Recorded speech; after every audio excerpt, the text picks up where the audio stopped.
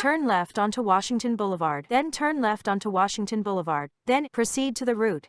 Then turn left. Then take a right on. Hey everybody, welcome back. I hope you've all been doing really well and you're ready to take a look at some TikToks with me today.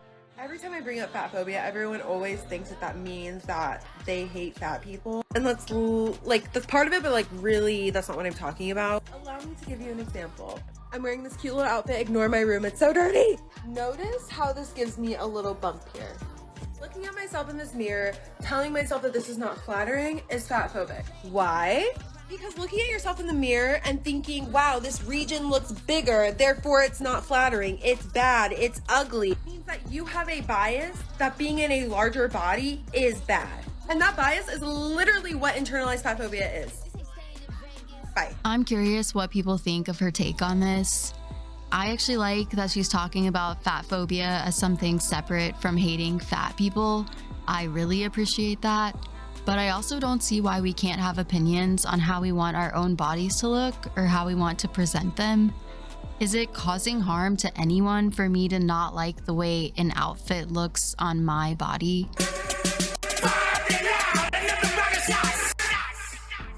Turn left onto Washington Boulevard. Then turn left onto Washington Boulevard. Then proceed to the route.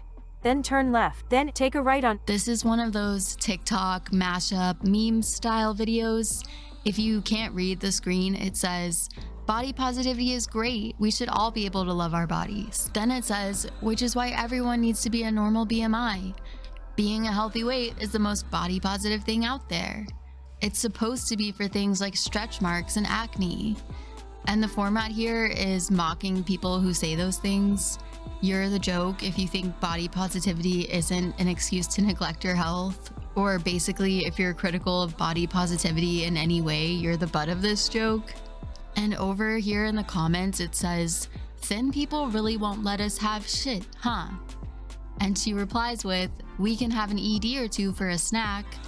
As though it's only thin people critiquing body positivity and fat acceptance. Somehow it always comes back to this, the thins, the thinemy. I don't understand what it is about thin people and their inability to mind their own business. Because no matter how many times we tell y'all that we don't care what you have to say, you insist on spreading your ugly ass opinions everywhere you go. And apparently making an enemy out of thin people has been a part of this movement for a long time. This is a cover from 1994 Dimensions. One of their articles is titled, Thin Bashing on the Rise. Is it hurting the size acceptance movement? I saw articles like this one throughout old NAFA newsletters also.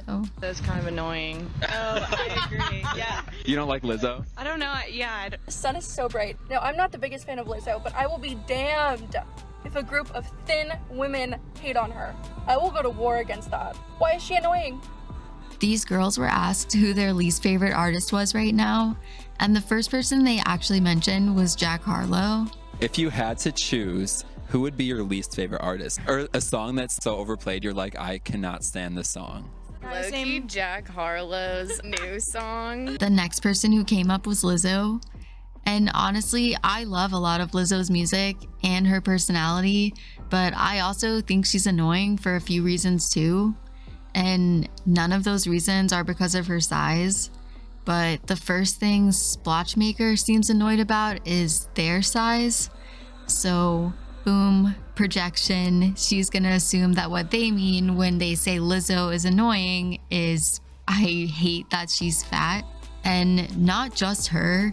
In the comments, you have people seconding Splotchmaker's clairvoyant interpretation of what they actually mean when they say Lizzo is annoying. But where it gets next level ridiculous is Splotchmaker herself doesn't support Lizzo, because Lizzo has been really loud about her love for Chris Brown. And Chris Brown has a very public past of being violent to women. Why is she annoying? Seems like you know at least one thing that is annoying about Lizzo. So what I actually got from this is that she dislikes thin people so much that she will go to war to defend someone she doesn't even respect, as long as it's war against the thins. And isn't it kind of more fatphobic to just reduce Lizzo to her weight and to assume that if someone doesn't like her, it could only be because of her size?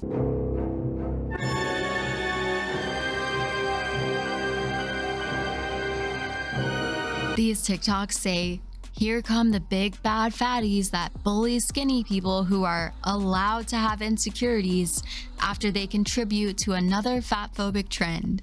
So they're kind of mocking the idea that they could ever be the bullies to the skinny people who are clearly bullying them. On Jock Scientist's caption here, she strawmans the quote, skinny people with this caption that says, "My worst fear is having a body like yours. How dare you minimize that?" And the original creator's caption says, "Victim, victim, victim." And this attitude is a little ironic considering we not only watch some of these creators bullying others, but some of y'all have even experienced bullying from fat activists. I recently asked on my community page how everyone was introduced to fat acceptance, and I read quite a few responses from people who were introduced to this movement because they got bullied by a fat activist for doing something like sharing progress pics or working out at their own gym. And that's not to say that there aren't actual fatphobic trends on TikTok like this one. If your girlfriend don't fit in your hand like this, leave her. I understand why those make people feel defensive and make people want to respond to them. I mean, bro, your whole page is about fitness, and you literally look like you could fit in my hands like that. So, keep your opinions to yourself. But that is not the same thing as our friend Maddie here, who was scared to even talk about how her own weight loss improved her prediabetes and hypertension. I don't know. I just feel it's just so weird to talk about this because people drag people that say that being fat is not healthy. Like, to a certain degree, holding a certain amount of extra body fat is not healthy for you. And we need to stop being delusional as a society. I just don't understand. I still feel like guilty saying these things out loud because people drag people on the internet for this, and I know I might get dragged, but like— When people are afraid to share their own good news on their own social media, or you're comfortable referring to people as wheat thins, try not to act surprised when people call you out for bullying. I feel like society will tell you because you have an apple, you're not allowed to wear it. But as you can see, it covers the apple, so it really is up to you and your confidence to wear it. Before we watch the rest of this clip, I'm gonna point out that this creator's whole page is about trying on clothes. So it seems reasonable for your audience to share their opinions of the outfits that you choose to share with them. It is up to you and your confidence to wear it. This video was on my For You page this morning, and I get a lot of like plus size baddies wearing cute clothes, telling people just wear what makes you happy. If it comes in your size, you're allowed to wear it. And I love that energy. And then I made the worst mistake ever by looking at the comment section. Tons of women telling this grown woman not to wear something, masking their critiques, saying it's just the dress that looks bad. You're beautiful. I would even tell a skinny girl she looks bad in that dress. Now, it's interesting you say that because I constantly see thin girlies on this app who look like they literally dove into the bag of clothes that I'm about to donate and just popped out with whatever stuck to them. They put together the most ridiculous fucking outfit I've ever seen, and do you know what those comment sections are full of? Slay. It's a slay. And when someone eventually says this outfit looks fucking stupid, everybody jumps down their throat. Let her wear what she wants. You're so mean for what? Now, where is that same energy for the big girl dressing in a way that doesn't hide her body? There were so many people who didn't think that this dress complimented her at all, but somehow this is turned into an example of thin privilege, of course. The privilege of being able to dress like Mallory, apparently. I constantly see thin girlies on this app who look like they literally dove into the bag of clothes that I'm about to donate. And this idea of judging the outfits skinny people wear is so popular that it's actually a trend on TikTok. Is it a fit or are they just skinny? Let's break down the fact that most people see skinny people as more attractive and fatter people are seen as less attractive. So a lot of times, while yes, perhaps it is a fit for both skinny and rotund individuals or fat, if you like that better, will be seen as less attractive in something that definitely is a fit because we're not skinny. So is it a fit because she's skinny? Maybe. I thought it was a fit, not for me. But you have to break down this barrier of what society dictates is attractive. I love this comment. I think this comment is great. I think this person's getting some grief under this comment for pointing out something that we should be able to talk about. That's just my 2 cents. So it's not okay for anyone to have an opinion on this woman's dress, but let's make a whole trend out of judging the outfits that skinny people wear. Hypocrisy, my friend. Can someone explain to me what's so difficult about acknowledging that you have privilege? Like, what does that take away from y'all? Because I'm built like the cinnamon stick from Apple Jacks, okay? Very long, very thin. My weight was my biggest insecurity growing up. I was constantly teased for being too skinny. But as much difficulty as I have with my weight, I can still acknowledge that I experience privilege for being thin. I don't deal with actual discrimination based on my weight. Privilege doesn't mean that your life is completely free of strife or difficulty. It simply means that there's a trait about you that grants you benefits that people without that trait do not get. Especially if you're a part of a group that's considered the dominant or the majority for having that trait. So now that we know what privilege means, why do y'all get so defensive when you're asked to recognize that you have it? I actually acknowledge privilege in my life. I know everyone is born with a unique set of advantages and disadvantages, and they aren't all equal. But thin privilege is hard to discuss for 2 reasons, I think. 1, it requires maintenance for most people to be thin or maintain a healthy body size. And 2, it seems as though nothing is out of the scope of being deemed thin privilege by the fat acceptance community. I want to talk about what it's like to shop for clothes as a fat person, even just outside of the issue of size inclusivity, because I don't think thin people understand what it's like. Like, it's a totally different experience. So you can see that clothes were just thrown on the ground. There were random clothing items on random racks, and the folded items definitely hadn't been gone through and just like tidied up. And there was even a rack with dresses hanging on the floor. The plus size section was tiny, and the clearance section was right behind it, so there were straight size clearance items sort of like scattered within the plus size section, including a cart full of discarded clearance items that just got in the way. And then this is the straight size section. You can see it's immaculate. There's plenty of space. Even the mannequins' outfits are definitely more like thoughtfully designed. There are plenty of options for every occasion, and there were a few items on the ground, but I could tell that was just like stuff that fell from hangers. And this is just more footage of the Pride section, only going up to an XXL. And there were baby clothes and pet items in the Pride section. They prioritized dogs ahead of fat people. Regardless of your views on fat people and weight loss, we deserve to be treated better than animals. Target has plus size options, like most major retailers in the United States, but since they're not arranged neat enough, this is supposed to be some obvious example of fatphobia and thin privilege. Never mind our nationwide staffing shortages. You just have to stop buying new clothes entirely. You need to wear the clothes you have, shop at thrift. When fat people talk about thin privilege, this is what we're talking about. The majority of fat people wear out our clothes until they are unwearable.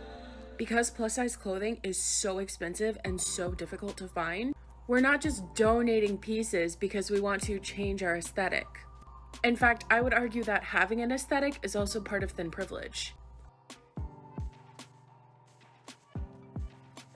I can't find my size at thrift stores. I can barely find my size in regular stores. And frankly, thin people keep buying plus size clothing in thrift stores to upcycle. So somehow the thin people are buying up all the non-existent plus size clothing options that people never donate to thrift stores.